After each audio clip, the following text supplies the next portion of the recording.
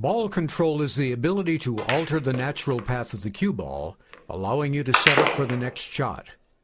A variation of spin and stroke types makes it possible to place the cue ball anywhere on the table. This is achieved by striking the cue ball in different positions other than in the center. A series of key positions on the cue ball are used as guidelines for achieving the desired spin effect. Here we see these positions indicated by a series of circles. Each circle represents the impact point of the cue tip.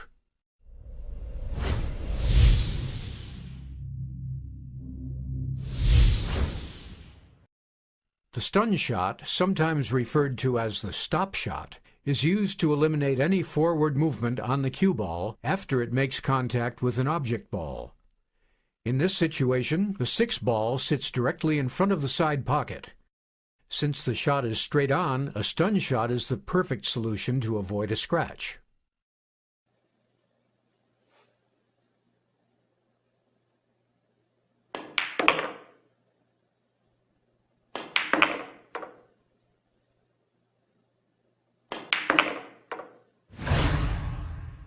The shot is performed by striking the cue ball just below center. This causes the cue ball to slide along the table instead of rolling naturally.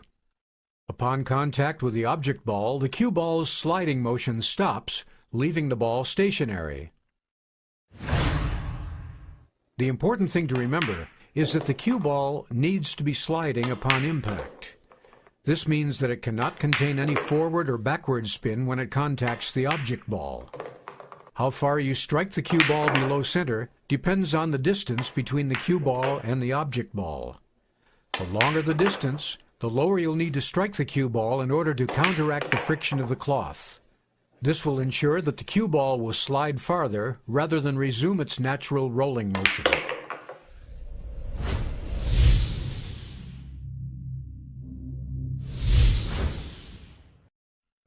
Returning back to our example, we've set ourselves up for an easy shot on the 7 ball, which now sits straight out from the corner pocket. Although a stun shot would suffice, the next shot on the 8 ball would be far easier if draw were to be used when shooting the 7 ball. A slight draw brings the cue ball back just enough to line up for the 8 ball in the same corner pocket, at the same time avoiding a potentially awkward transition from the 8 ball to the 9 ball.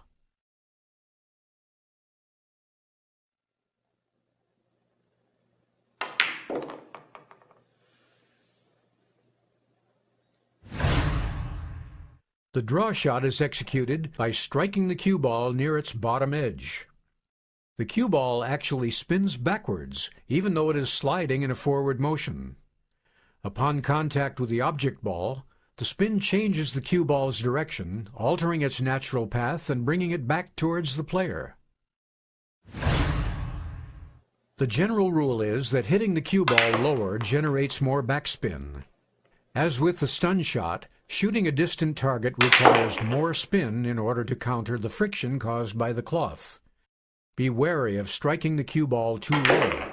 Since both the cue tip and the cue ball are round, striking too low can cause the cue tip to slip on the surface of the cue ball, causing a miscue.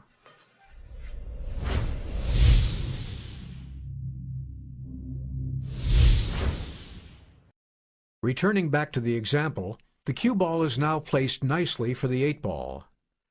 However, before pocketing the ball, this might be a good time to consider the next shot, which is the 9 ball sitting against the short rail. Ideally, we'd like to make this as easy as possible and avoid a potentially difficult cut shot on the 9 ball. The easy solution to this problem is to apply a small amount of follow to the cue ball, allowing it to roll forward after contacting the 8 ball.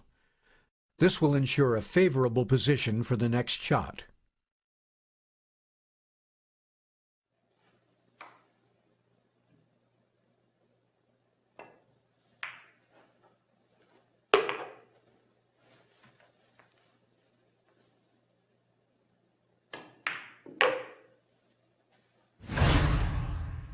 The follow shot is achieved by striking the cue ball above center.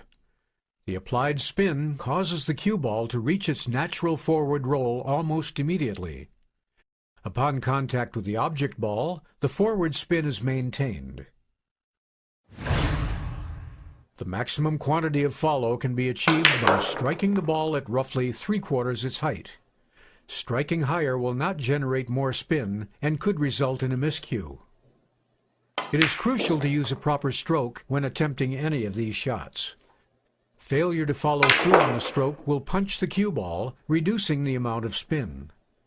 Keeping the cue stick level to the table is also vital to a proper follow-through, as it helps keep a clean contact between the cue ball and the cue tip. Elevating the cue stick to increase draw is a common error and should almost always be avoided.